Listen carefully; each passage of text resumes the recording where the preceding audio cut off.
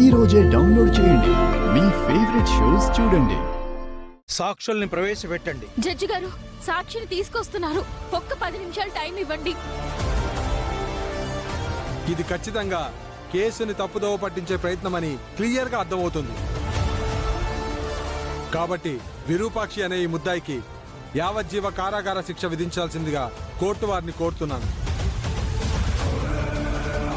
పూర్వాపరాలు పరిశీలించిన పిమ్మట ముద్దాయి విరూపాక్షి ఈ హత్య చేసిందని. జడ్జి గారు ఆగండి.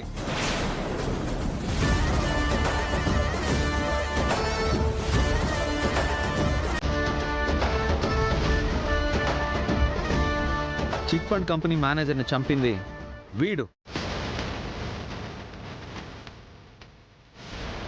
అయ్యా జడ్జి గారు, నాకే పాపం తెలీదు.